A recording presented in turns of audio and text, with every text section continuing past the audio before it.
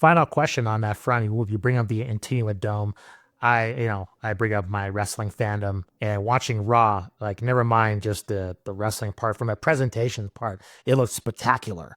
And I'm just wondering, from a other arenas being built, do you see other arenas kind of taking that playbook? Because visually it looks sensational, different than any other arena, and that includes from a Clippers game as well. Just the viewer at home, the Clippers game looks different than other games around the NBA, and I'm curious to see, do you think from a technology perspective, the Inuit Dome, they're onto something here in terms of kind of, this might be the blueprint for other arenas, kind of taking their technology and incorporating it in future just iterations of arenas around the country.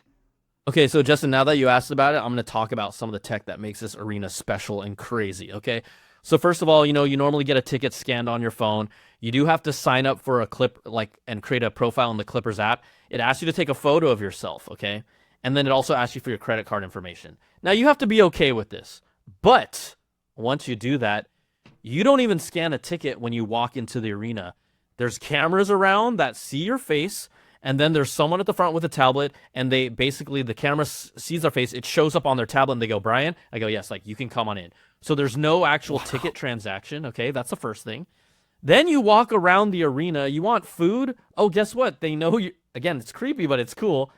There's cameras around the food shops.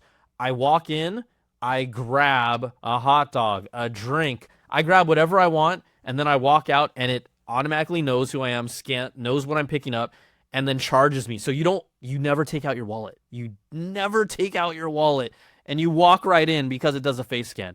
Then when you get to your seats, okay, the arena itself has this incredible halo billboard. I don't know how much you're able to see it, but it's a 360 wrap, similar to what's at SoFi Stadium, the football field, but you can see on the inside and the outside.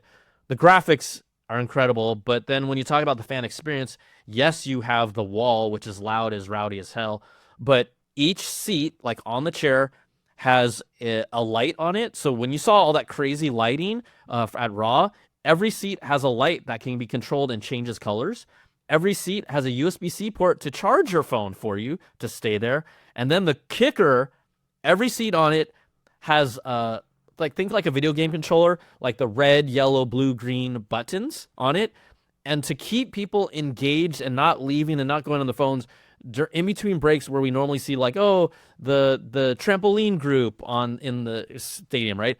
They'll have these like mini game presentations that for example, one is like, they show a couple and you vote, are they friend, boyfriend, girlfriend, or married? And people vote, and then they show the results. There's a trivia one, or how about this? Like kind of like Simon Says, where they show a pattern up on the billboard and you have to type that pattern. Now, eventually people get eliminated. How do you know they get eliminated? The lights on their chairs go away so you can see who's still in the game. And then eventually you play this 3 times or 4 times, and the last round is like, who does it fastest and accurate? And you can see who wins because there's the only chair with the light on in the arena. Like, this is just interactivity that you just can't get anywhere else, that is just so engaging and so fun. And then even their their Halo board, because it's a wraparound graphics, they have space. We normally see points, rebounds, assists. They show team rebounds. They show team, points in the paint, like all types of the nerdy, geeky extra stats that we like to see. Fast break points, turnovers converted, like all that stuff is on there. So Steve Ballmer made an arena thinking about fan engagement for basketball specifically. And, I don't know who the next arena is going to be. I just don't think they'd be willing maybe to invest, but it is one of the greatest sport experiences that I've ever been to. I've been to maybe 3 Clipper games because it's just so fun and engaging. I brought my nieces and they were like, this is awesome. Like, they had fun, even though they weren't rooting for even any of the teams because they're not their home team.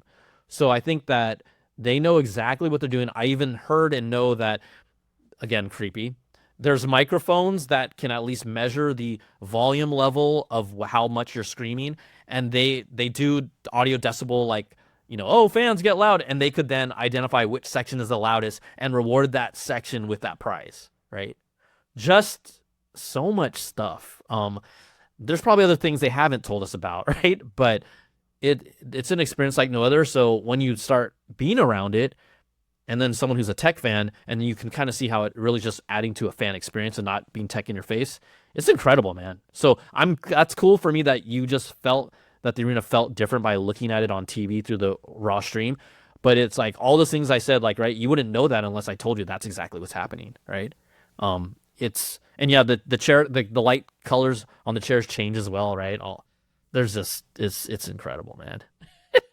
It's just so cool and refreshing to hear of a way of actually rewarding you for being a fan rather than, like in the NFL and probably in other leagues too, like, oh, you should be so lucky that you get to pay $500 for these personal seat licenses or whatever to have the right to buy tickets. I mean, this is at least something. I mean, yes, you're spending money, you're supporting the team, but it's nice to have these little built-in rewards, just to be there and be a fan.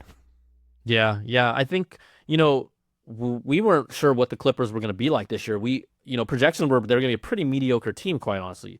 But right, Norman Powell has just had an incredible season. They've just figured out how to play. James Harden has been having a great season too in general. So the Clippers, right? I think are they around the 6th seed or so, somewhere around there, maybe even higher. I don't know exactly the stands, but I know they're above that. That was not expected. So the fact that they also have a great team to watch, I think also elevates it. Because if they were a garbage team, the fan experience could be great, but there's only so much you can get from it. It's all this whole ecosystem of things. But if you guys plan to come out here, you have to let me know. We'll go to a game because it's amazing. It's amazing. It's worth going to.